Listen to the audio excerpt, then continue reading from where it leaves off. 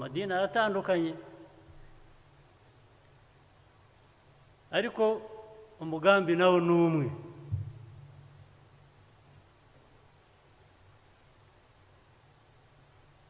gukorera Imana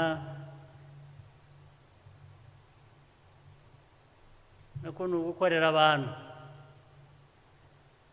kuyobora abantu mu murongo Imana ishaka reka mbyite gukorera Imana nayo noneho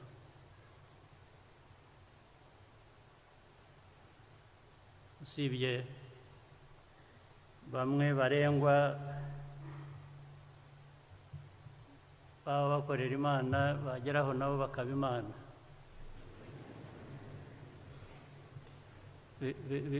ariko icyo bivuze ni ukubeshya baba babeshya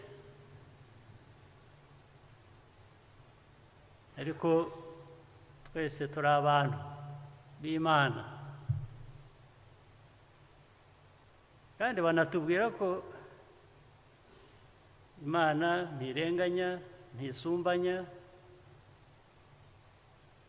nta kuntu rero we yakugira nkayo yewe kansiga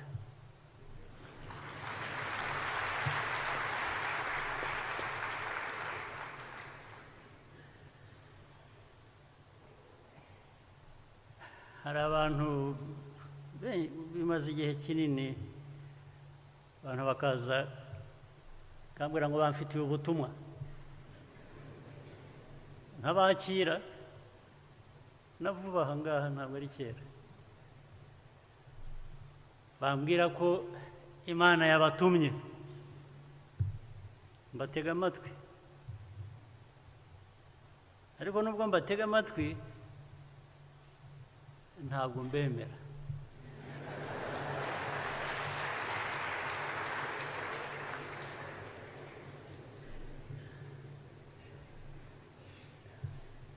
ndetse simbibabwira ariko bavaho bazi ngo ndavuga ngo urabeshya uri umunyakinyoma impamvu ni imwe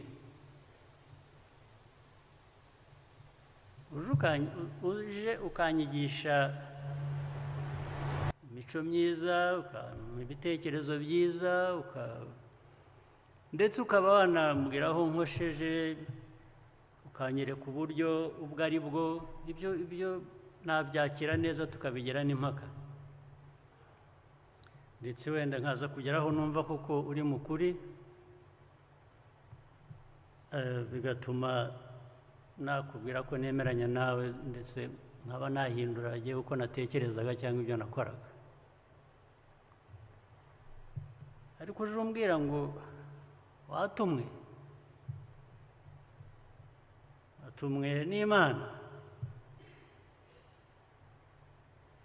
mubo Imana yatuma mu by'ukuri n'igihe abanza guhera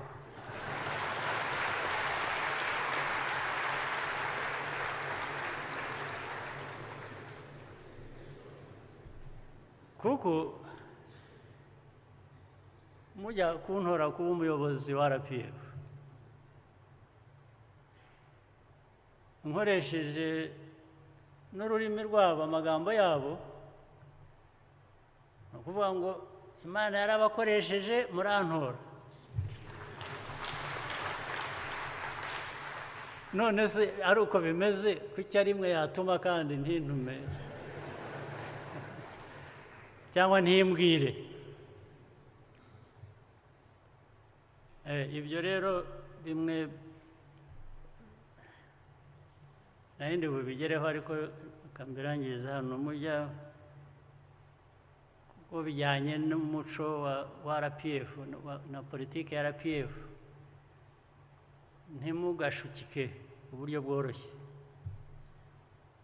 iyo umuntu agushuka ugatwarwa ugakurikira ntabwo ugera kure utarahura n'ikibazo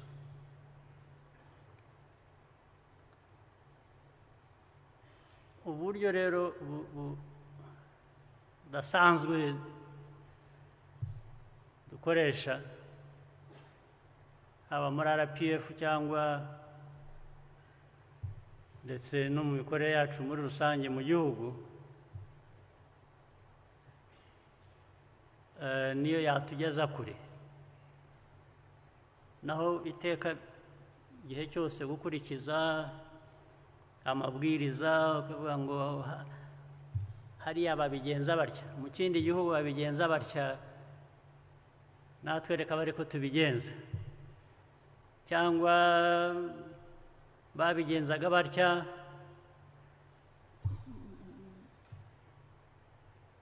hano nuko bigomba kugenda, ibihinduka. Ndetse natwe ubwo n'ibyo twavuze ngo tuzaba dukora gutya, ni ibintu bigenda bihinduka, ni ibintu biri dynamic. Uko twaba dukora ubu biri no mu mategeko, iyo dusanze bitajyana n'igihe cyangwa bitajyana n'inyungu z'igihugu, z'abaturage b'u Rwanda n'iki, dushaka uko tubihindura, cyangwa se tugakoresha ubundi buryo butari no muri ayo mategeko, cyangwa se butabuzwa n'ayo mategeko, kugira ngo tugere ku nyungu z'igihugu. Unconventional methods. Unconventional methods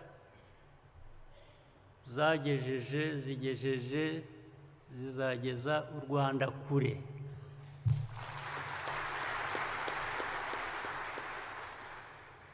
Ntabwo mvuze ngo conventional methods tuziveho, uburyo busanzwe bumenyerewe ndetse wenda abantu banemeje baganiriye, ntabwo mvuze ngo tubiveho, oya. Icyo mvuze ni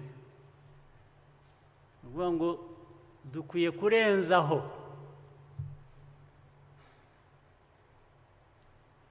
ntabwo twagumaho, ntabwo twaba ingwate,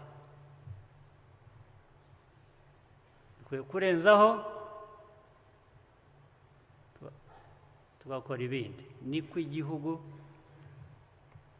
cy'u Rwanda, imiterere yacyo,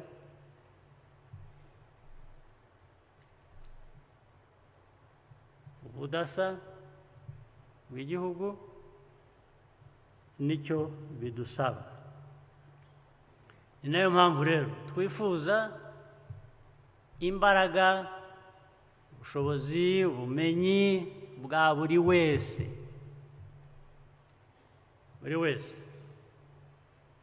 n'uwo twaba tutavuga rumwe, n'uwo twaba tudahuje imyumvire, tugomba kugira aho duhurira. Niyo mpamvu mbashimira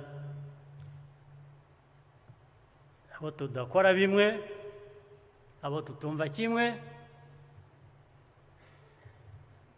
ariko twatumiye mukaba mwitabiriye ubutumire bwacu. Iminsi ibaye myinshi rero, igihugu cyacu twaraheranywe na COVID-19. Hari abacu yahitanye batari bake, ibyo navuga ko ari ibisanzwe, abantu ko bagera igihe cyabo,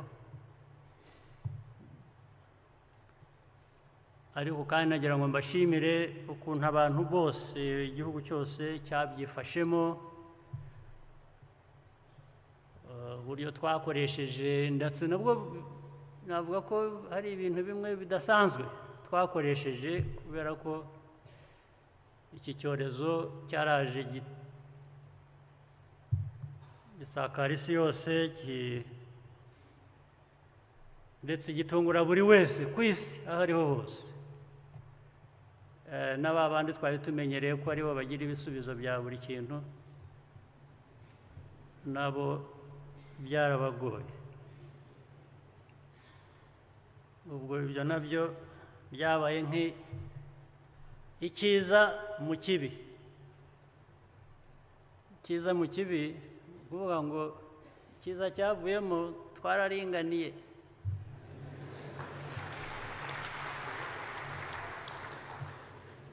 Byabaye nka bya bindi by'uko dukwiriye kuba tungana turinganiye imbere y'Imana. Icyorezo nacyo cyaraje mu buryo bwacyo kiraturinganiza.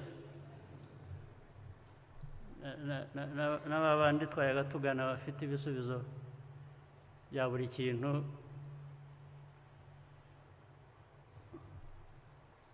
twasanze byabagoye. N'ubu biracyakomeza. Imyifatire yacu, imikorere yacu nibyo bizakomeza nabyo kudufasha guhangana n'icyorezo kigikomeza cyangwa se ibindi bizaza nabyo cyangwa ibindi bizashimikiraho. Niyo mpamvu nibutsa nsubira ku bintu by'imikorere, imikoranire, uburyo budasanzwe dusabwa kugira ngo tubeho. Tugiye gukora nk'uko abandi bakora cyangwa mu buryo busanzwe cyangwa ntabwo dushobora kuba tutari aha turi. Kaba karatubayeho kera. Iki gihugu gishobora kuba kitariho uko kimeze ubu iyo biza kuba iby'uko dukora gusa mu buryo busanzwe, tutagira byinshi twisaba,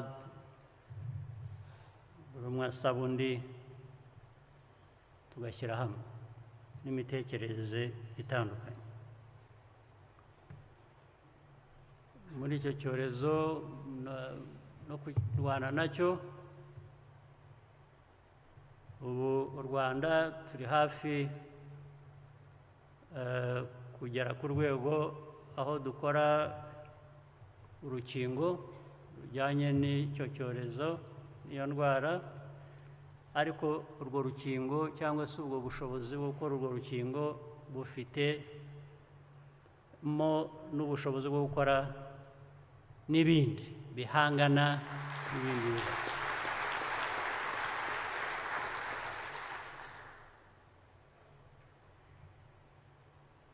Hanyuma icyorezo cyahitanye ubukungu, cyarabuzahaje cyane. Ubukungu bw'igihugu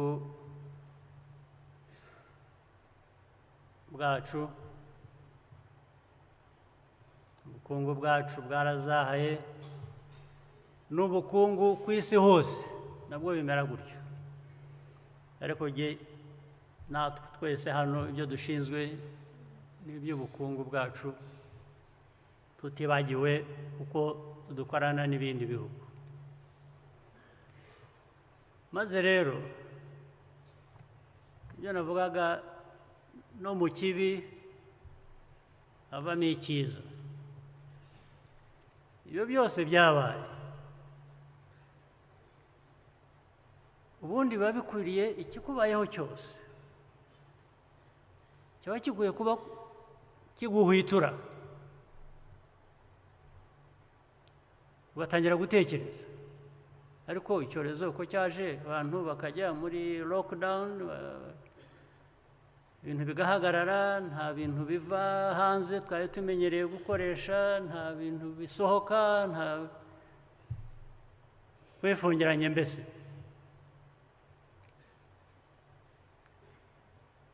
Ngo bivuze ngo bikwiye kuba bidukangura ku buryo buvuga ngo ariko nihaza ikindi nk'iki cyangwa kirushijeho no kuba gikomeye.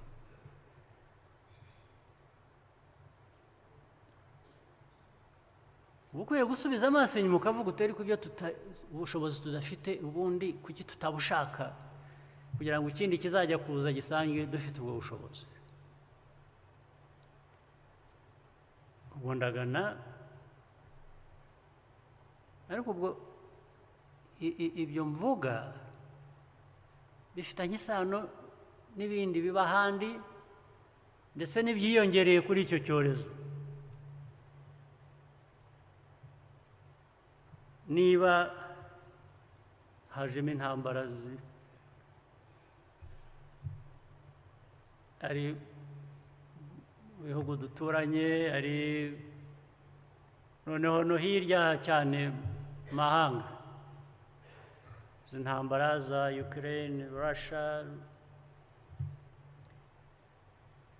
wajya uba ushaka kumenya ibyabyo bakabwira bati n'ahandi no muri Aziya hari ibindi bigiye kuvuka, waba ugitekereza utya batari ko mu burengerazuba bwa Afurika ibintu bimeze gutya, waba ukigira utya bati n'Uburayi bwose bumaze kugira ibibazo kubera intambara, urumva isi yose ikaba ibaye ibibazo. Ariko si ibyo gusa, nk'ubu natwe mu bandi benshi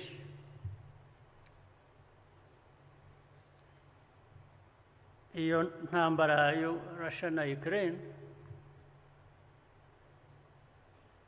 urabizi ibintu byavagayo, ingano, ibindi biribwa byinshi, then ifumbire dukoresha mu buhinzi n'ibindi, bisa n'ibyateye ikibazo ku isi hose. Ubundi abantu bakora nkatwe bakwiriye kuba bakora nkatwe nk'u Rwanda, uko twiyemeje bya bindi navugaga. Ibyo biba bikwiye kudukangura bikongera mu zindi mbaraga twari dusanzwe dukoresha. Kandi ariko murabizi ubundi njya kugira ikibazo cy'ingano ziva Ukraine,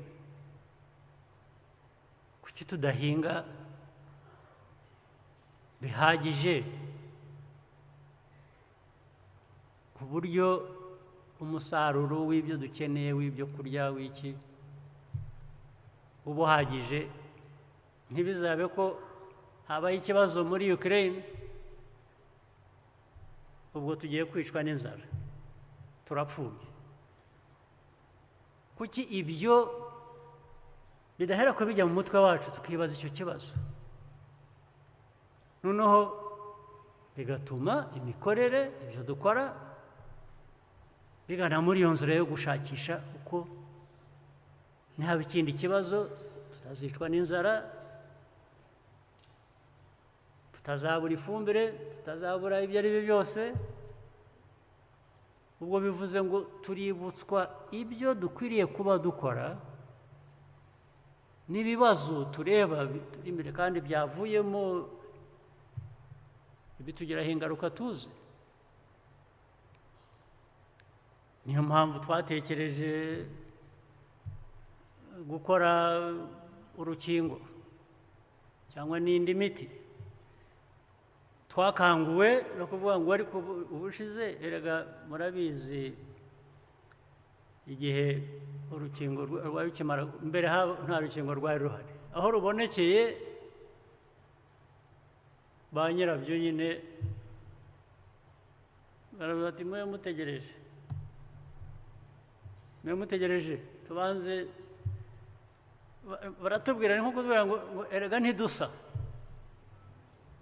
mwebwe abasa namwe nimwe mutegereje, tuzabageraho nitumara guhaga, nitumara ibyo byose kuki abantu batabivanamo isomo. Hari ibyo by'inkingo, hari ibyo by'ibyo kurya, hari ibyo navugaga ku bituruka muri Ukraine, hari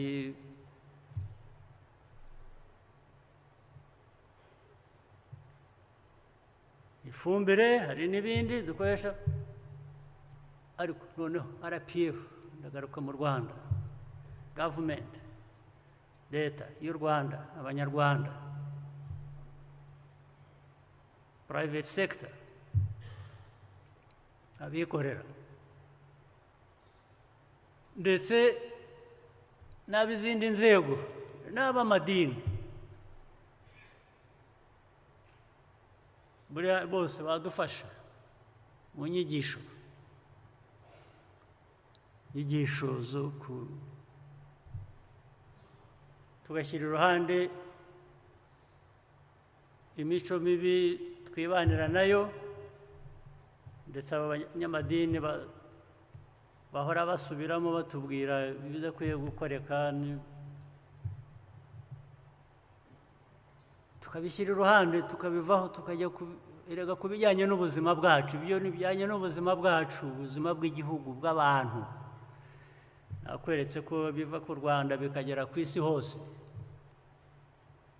ariko ibibazo iyo biri ku isi hose wowe uba ureba ibyawe, abawe, kugira ngo ushobore kubinyuramo.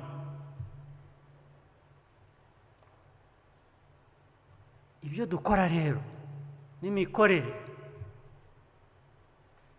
ni ibintu bigomba guhora bihinduka, biganisha aho ngaho, bishaka igisubizo cy'ibibazo by'ubuzima busanzwe n'ibindi byavutse tutari tumenyereye bidasanzwe.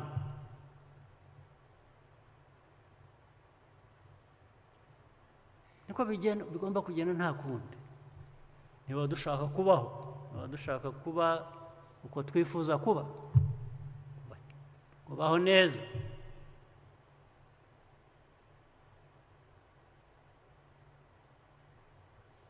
kandi hari ingero nyinshi zimaze kugaragara ko bishoboka, ko dushobora kugera aho twivana tukagera aho twigeza. Ntabwo bipfa kuba gusa, ntabwo ari ikintu bucya ukaba wageze ku cyo wifuza, ntabwo ariko bigenda. Uragikorera, uragiharanira, cyaba ngombwa ko ari ijoro. Hari bimaze kugaragara, igihugu ntabwo kigeze aho kigeze ubu. Abantu baza bagatangara batari bagera mu Rwanda, ngira ngo twebwe ba nyirarwo nitwe wenda tutanabizi, ariko abandi baraza bakavuga ati ariko uru ni u Rwanda ruvuye hahandi twumvise cyangwa twayaga twumva. Kubera ko hari ibyakozwe, ndashaka kubikoresha nk'urugero rero rw'ibishoboka n'ibindi byakorwa, kuko nubwo abantu bakwishimira ko hari aho tugeze muri ibyo, mu by'ukuri ntaho turagera. Ni nko kuba tuvuye aha, aho dushaka kugera ari hano, ariko aho turi ari aha, twareba abandi ndetse tugasanga bari aha. Ubwo se wareba gusa inyuma ukabona ko hari abakuri inyuma, ibyo bikaba birahagije ukishima? Ngira ngo twebwe icyo dukora dukomeza tureba imbere, urugendo dusigaranye kugera hahandi. Ibyo byabasigaye inyuma bandi ntabwo byaba urugero rwiza, nta n'ubu ukwiriye kurebayo.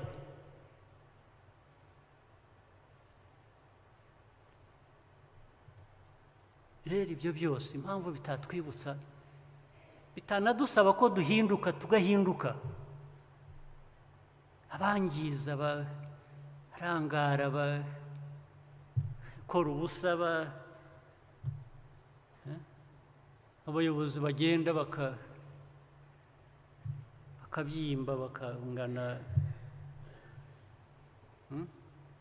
ndetse ntibibe bityo gusa, warangiza ubwo buremere bwawe ukagira abo ugomba kubutereka ku mitwe,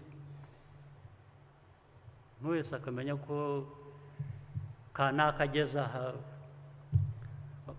abantu bose bagomba guhagarika ibyo bakoraga. abo usanze ahantu hatangwa za serivisi, ukaza ureza agatuza ukanyura ku bandi bose bahereye mu gitondo bahagaze ku murongo, ukaza ibyo ni ibya kera, nari nzi ko tugomba kubisiga inyuma ariko biracyaza. Ibyo ni ibya kera, bya bindi byaba uzi ico ndico.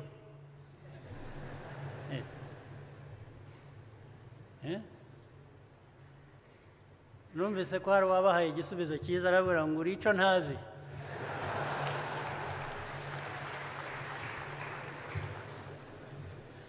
Yes.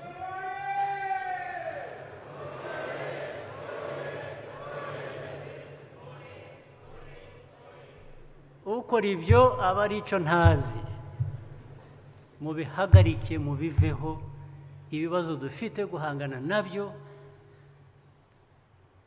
aho tujya, ibyo dushaka kugeraho birenze ibyo inshuro nyinshi. Ntabwo ikibazo cyawe gikwiye kwikorerwa n'abandi bantu, abo wari ukwiye kubaho gufatanya nabo cyangwa ufasha kugira ngo ibibazo dufite bikemuke.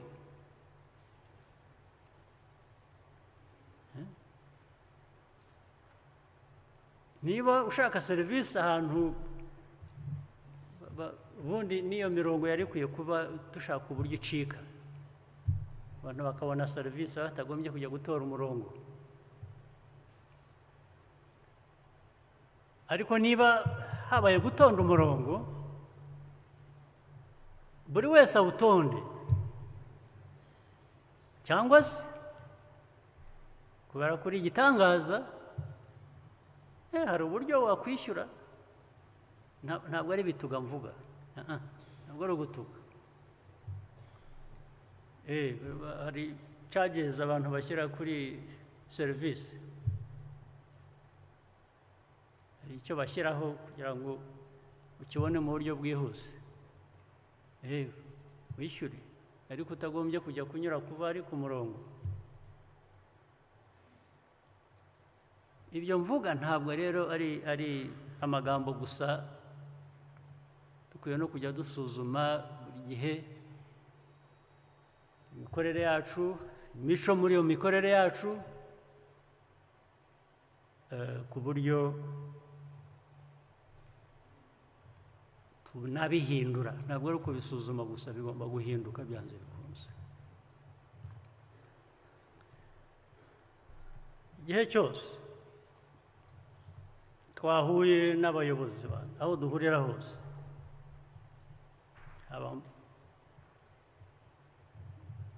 mu nama y'abaminisitiri,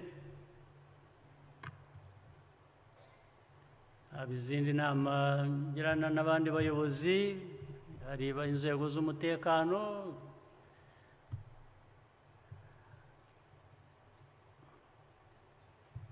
abajenerali mu gisirikare, nta na rimwe nibagirwa kubibutsa icyo ngicyo. Ariko imaze kumera nk'indirimbo rimwe na rimwe.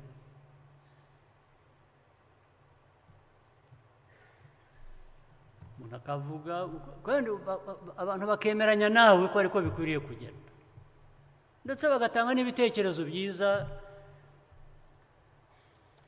yongera ku nama n'abagiraga cyangwa n'abagishaga. Ariko abantu basohoka bajya hanze mu mirimo, bigasa nk'aho nta cyabaye, nta kiganiro kigeze kiba, nta nama twagiye, nta mikorere mizima tuzi tugomba gukurikiza, ntabwo ari ukubikorera, ntabwo ari gukora bizima cyangwa gukora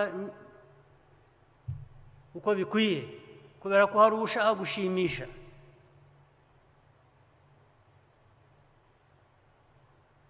Igihugu cyacu bya bibazo navugaga kugira ngo bikemuke, ibyo ni byo bidusaba.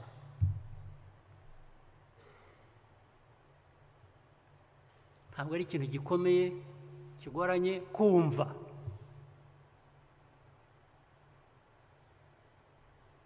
Abantu gusa bahora barwana n'imitima yabo hagati yo kumva ibikwiriye gukorwa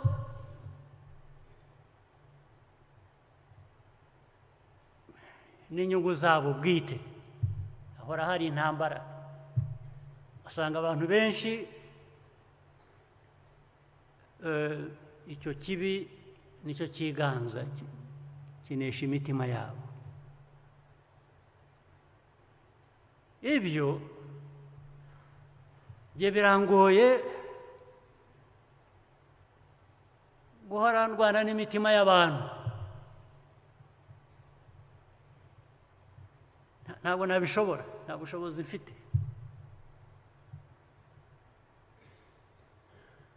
Nimwe mufite ubushobozi bw'ibiri mu mitima yanyu, n'ibyo navuze mbere, n'Imana yanyu, namwe nimwe mushoboye icyo kibazo. Ntacyo nakorera imitima y'abantu cyangwa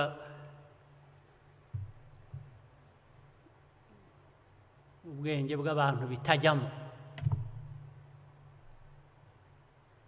Ntabwo rwose birenze domaine yanjye, birenze ubushobozi bwanjye. Ariko kubera nanone twese icyo duhuriyeho n'iki gihugu, kubera inshingano dufite,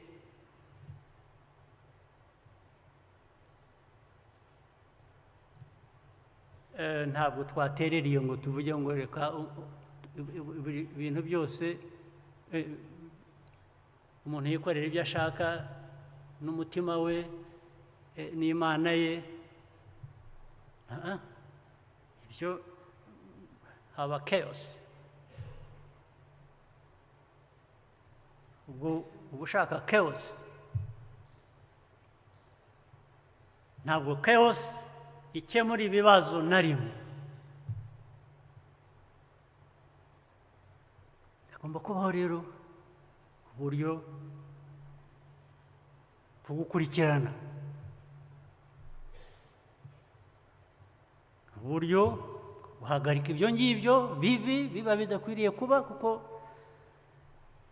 biratwangiriza, twangiriza twese, byangiriza igihugu.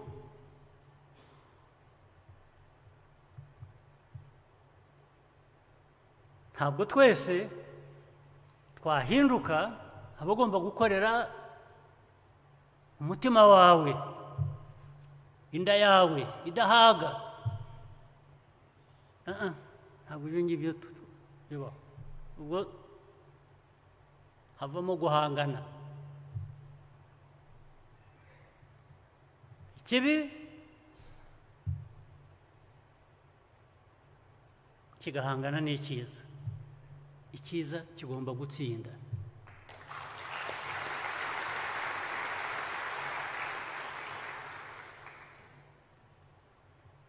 Ntabwo abakozi b'ikibi ari bo batsinda.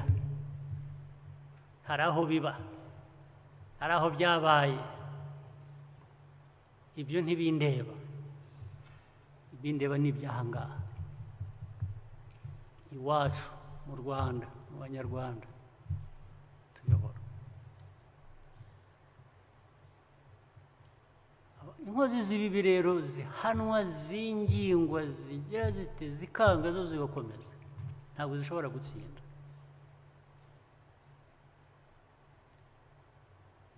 ariko ubwo ndabivuga nifuza cyangwa nibwira ko n'abandi ariko babyumva, namwe mwese ariko mubyumva.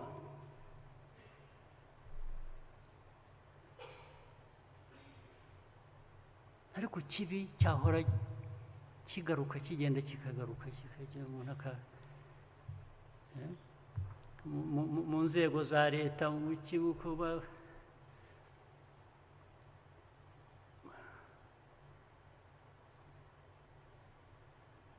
nubwo bivuga ntabwo ari byinshi cyane abantu ko icyiza kiracyatsinda,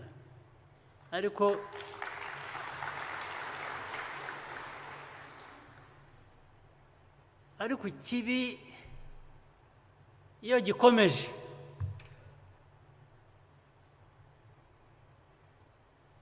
kigakomeza no mu bantu bamwe bakagikomeza, ubu ni ukuvuga ngo kirashaka kwiganza. iyo usubiye inyuma ho gato, iyo ucitse intege ho gato, kiriganza.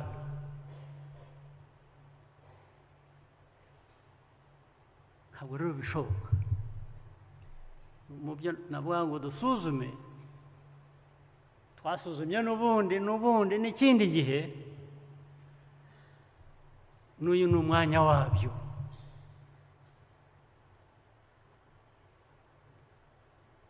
ibi mumenyereye byo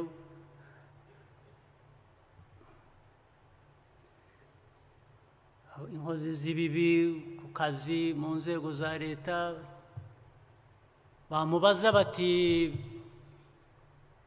ibi, naho kugira ngo asubize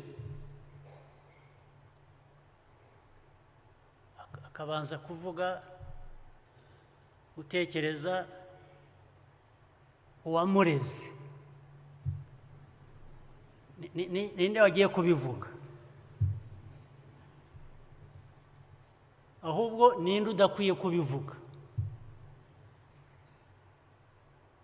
impamvu abantu batabivuga bakabikuvanamo ugakunda bikakuvamo.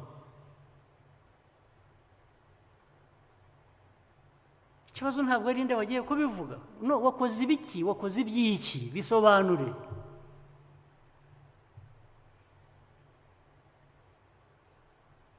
bisubize. So accountability, za ntego zacu eshatu. cya mbere ubu nibyo mvuga, igihugu cyacu tugakora, tugafatanya gukorera igihugu cyacu tukakigeza kure. ubwo bumwe budushyira hamwe mu bikorere ni ngombwa. cya kabiri, accountability, ni ugusubiza ibyo ukora. ntiwakoze ibibi,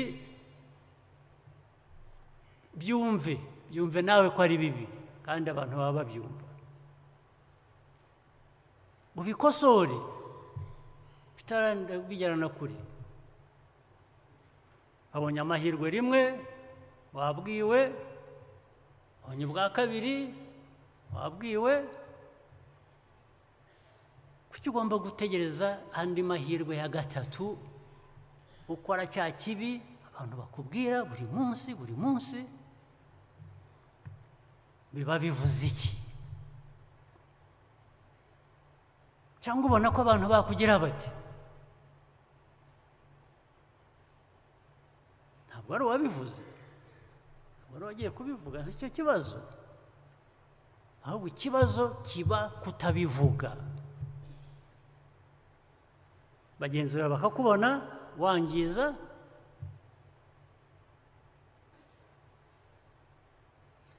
ntagire ukubwira ati sigaho. niyo we yaba atakigiyemo icyo kibi ngo agikore, ntakubwira ati sigaho, kubera ko ntibikwiye kuba bikorwa. ariko icyo bivuze ni ukuvuga ngo wa wundi nawe wenda nuko azi umunsi ukurikiyeho ko nawe azabikora.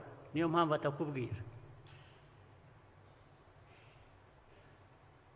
Ariko niba ubona ikintu ko atari cyo kidakwiye, wabuzwa n'iki kugira icyo uvuga?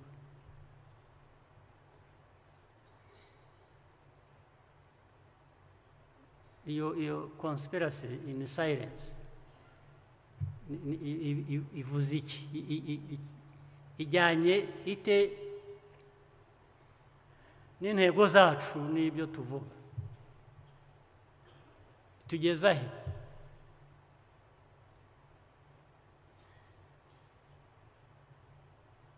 Buri munsi murabibona, mubyumva ku maradiyo, mubyumva hehe, kumva minisitiri,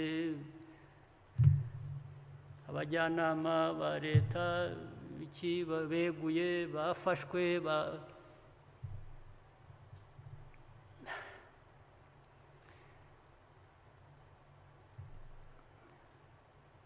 ubu rero bisigaye imico tugomba gushaka uburyo ubwo ari bwo bwose dukomeza kubirwanya. Hari ubwo rero umuntu yibwiraga ati niba abasaza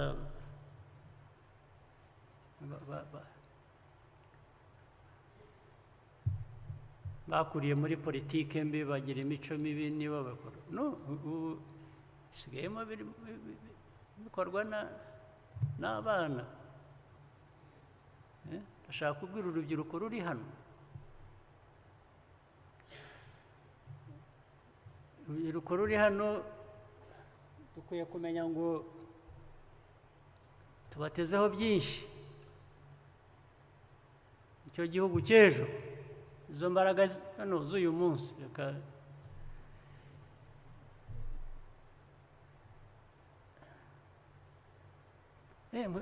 namwe mwajya mu mico mibi nk'iyo gute?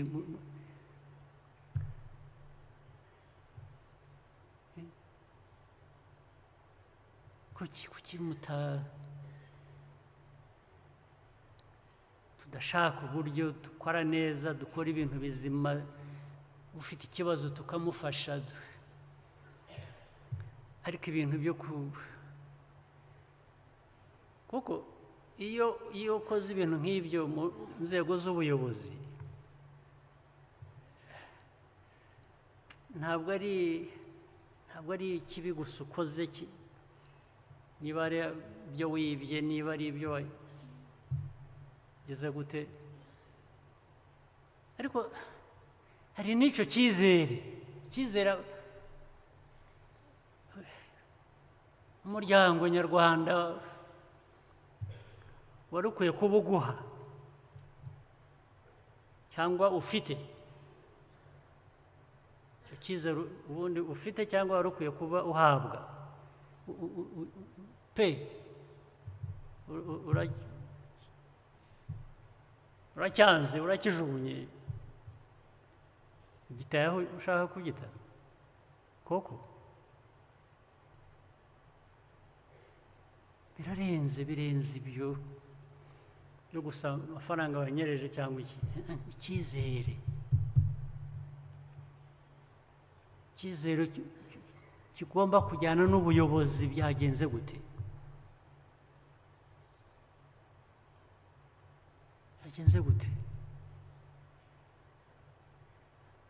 Buriya hari bamwe nganira namwe one on one nkababwira, ariko aho wahereye, ibyo umaze kugira wagabanyije, wahinduye, bitarakugeza kure, nkabwira umuntu ejo kongera nkamubwira. Ariko iyo ukomeje ubwo koko uba ushaka iki? Kandi wibuka ngo uri mu buyobozi, ufite inshingano z'ubuyobozi.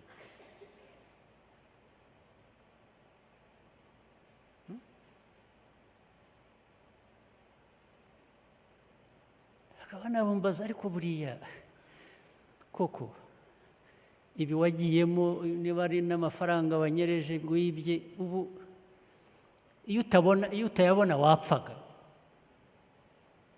Ubu iyo uramuka utayibye wajyaga kuba iki? ubu kandi abo biba ubundi ni nabo bafite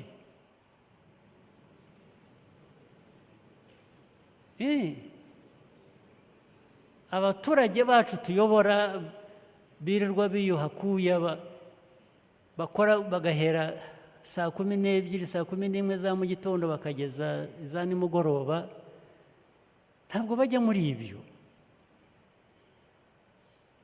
ariko sinzi indwara barimo rwose abantu ndetse bicaye bakigenera ibyo bigenera bazajya babona buri kwezi bazajya bagira bate ubu imisoro y'abantu bose ikabanza igatuza imitima yabo hamwe kugira ngo tugire amahoro buri wese akabanza akishyurwa kugira ngo bataduteza ibibazo akaba ariwe usubira inyuma akora ibintu nk'ibi kuva hamwe kugera ahandi kuri kimwe ni umururumba ni ukudahaga ni ukutanyurwa ariko hejuru y'ibyo ndabizi ko atari twese tubirimo uko turi aha ndetse abitwa ko batabirimo ndibwira ko ari bo benshi ariko murabibona murabizi mugaceceka koko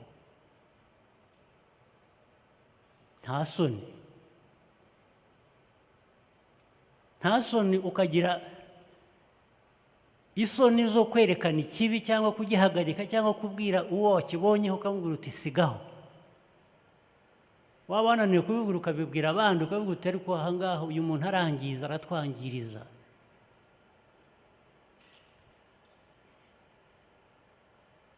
byaba byamenyekanye ikibazo kikaba ngo wabivuze ninde we kuki atari wowe ubivuga niba utabikora kuki atari wowe ubivuga cyangwa kuki udahangara uwo ukamubwira uti sigaho ntabwo ari byo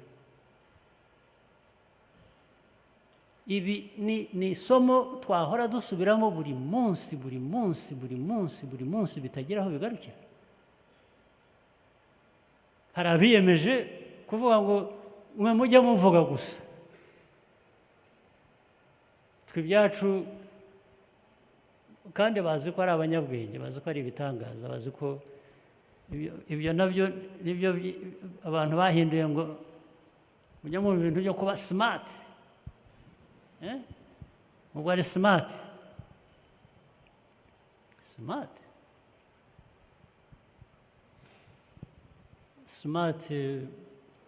bivuze iki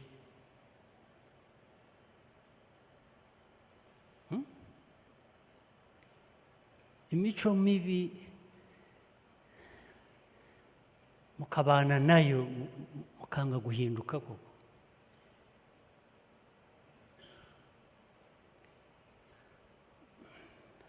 ariko reka mbabwire njye keretse ibyo ntamenye ntawe urusimbuka